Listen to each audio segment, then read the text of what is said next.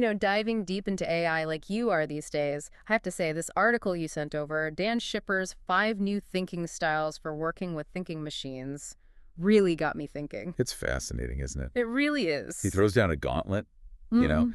this idea that to really work with AI, we need a fundamental shift in thinking, Right. Like, forget what you thought you knew about programming. almost a whole new mindset. Yeah, it's like Shipper saying we're moving beyond just giving AI instructions. We're talking about teaching it to think, to kind of intuitively know things, almost like we do. It's a mind bender.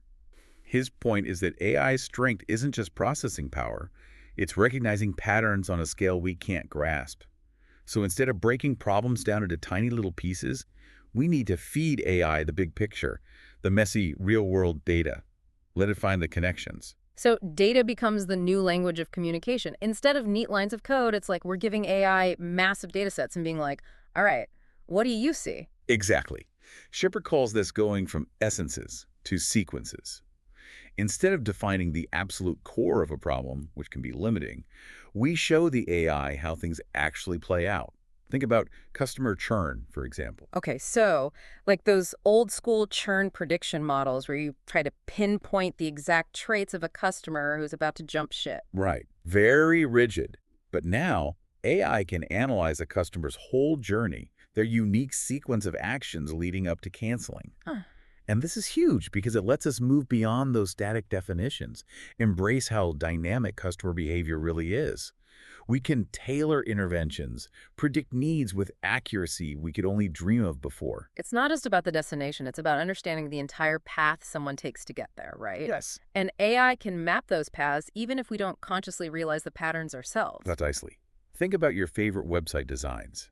You might not be able to articulate exactly what you like about them, but an AI could analyze those designs, identify the patterns, and then create something new that captures that essence of your taste. So it's like AI is becoming a master of intuition, picking up on those subtle cues and signals that humans are great at, but in a way that's measurable, scalable. Exactly. Shipper argues this could revolutionize fields like venture capital or medicine, where experience and gut feeling have traditionally been so important. We're moving beyond just explaining things to predicting outcomes, maybe even before we fully understand them ourselves. Okay, so we're ditching the rule book, embracing a whole new world of patterns and predictions. But how does this change how we actually work with AI? Is it still about writing code, or is something more fundamental happening here? That's a great question, and it leads us to Shipper's next big idea, Hmm. moving from sculpting to gardening. It's a whole new way of thinking about the development process itself. It's a whole new way of thinking about the development process itself. Like, imagine traditional coding as meticulously chiseling away at a block of marble to create a statue. Okay, You're in complete control, dictating every detail, every line, every curve. right. Very precise, very controlled. Exactly. Yep. But with AI, it's more like gardening. Hmm. You're not crafting the plant itself. You're cultivating an environment where it can thrive. You're providing the right data, the right algorithms, the right feedback loops. So instead of writing every single line of code, we're creating the conditions for AI to flourish, to learn, to evolve in ways that we might not even fully anticipate. Precisely. It's a much more collaborative, less deterministic way of working. We're setting the stage, not dictating every scene. Which is a pretty radical departure, wouldn't you say? I mean, it requires a certain amount of letting go, of trusting the process. Absolutely. And this actually ties into Shipper's next point, which he calls predictions over explanations. He's arguing that AI is shifting our focus from why to what's next.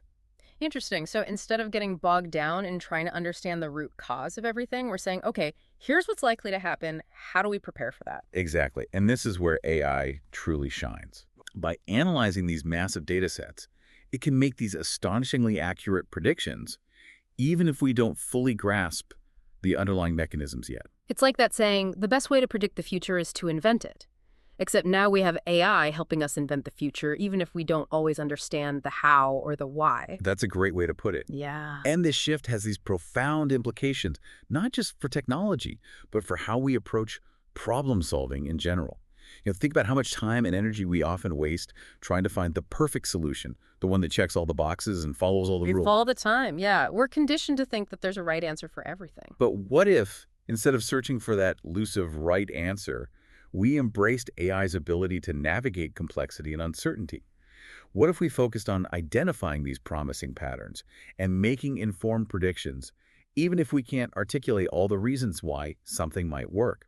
It's about becoming comfortable with a little ambiguity, Yes. with not having all the answers up front. Exactly, and that can be incredibly liberating. Right. It lets us be more experimental, more iterative in our approach, to fail faster, learn more quickly. It's like we're not just building smarter machines, we're becoming smarter thinkers ourselves, learning to embrace a more fluid and adaptable way of approaching the world. Precisely. And that, in my opinion, is the most exciting aspect of this entire shift. Okay. We're not just teaching machines to think, we're learning to think in entirely new ways alongside them. So we've gone from ditching the rule book to embracing patterns, from like chiseling code to cultivating data gardens. Right. It's a whole new ballgame. But how do we actually put these new thinking styles into practice? What does this look like in the real world? That's the million-dollar question, isn't it? Yeah. And thankfully, Shipper offers some concrete advice. So how do we do that? Where do we even begin? Well, Shipper, he emphasizes experimentation, iteration. It's about, letting go of that need for rigid plans and embracing a more agile, adaptable approach. So less ready, aim, fire, and more like fire, aim, adjust. Exactly. Don't be afraid to jump in, test your assumptions, and learn from your mistakes. It's about being okay with the unknown, allowing that data to lead you in directions you maybe didn't expect. Which can be kind of scary, right? I mean, we're so used to relying on logic, on having that clear roadmap. Yeah, it takes a shift in mindset for sure. But Shipper's argument is that this willingness to embrace uncertainty, that's crucial in a world where AI is constantly pushing the boundaries of what we thought was possible. So it's not just about building those better algorithms, it's about cultivating a certain mindset, a willingness to experiment and adapt. It's fascinating, but I have to admit, a part of me still wonders, where does human intuition fit into all of this? It seems like we're handing over the reins to the machines. That's a question a lot of people ask, and it leads to what I think is Shipper's most intriguing point. He argues that the more we work with AI, the more we need to develop our own intuition. Really? Wait, I thought AI was supposed to be the intuition machine? Why would we need to level up on gut feelings? Because AI isn't meant to replace human judgment, it's meant to enhance it. Okay. Think of it like this. AI can analyze these massive amounts of data and identify potential patterns, but it's up to us to interpret those patterns, to apply our experience, our understanding of context, to make the decisions. So it's like AI is giving us these incredible insights, these raw materials. Then it's our job to turn them into something meaningful, something we can act on. Exactly, and that requires intuition, creativity, all those things that make us human, things that AI, at least for now, can't replicate. It's about finding that sweet spot, right, where human intelligence and artificial intelligence, they complement and enhance each other. It's a partnership then, not a replacement. Precisely. Yeah. And the most successful companies, the most innovative thinkers, they'll be the ones who master this Yeah. kind of delicate dance between human and machine. Wow, we really covered a lot of ground. We went from rewriting the rules of programming to like cultivating data gardens, from maybe fearing AI to embracing it as a partner. So if there's one big takeaway, what would it be? I think Shipper says it best. The future belongs to those who can adapt, who can embrace these new ways of thinking, who can find that balance between human ingenuity and artificial intelligence. It's not about, fearing the rise of the machines. It's about rising to the challenge, pushing our own boundaries and unlocking new levels of understanding. And who knows, maybe incredible discoveries are waiting for us on the other side. That's the beauty of it all, isn't it? We're on the cusp of something extraordinary. The question is, are we ready to embrace the unknown? That's a question worth pondering. Thanks for taking this deep dive with me. Until next time, keep exploring, keep questioning, and keep those minds open.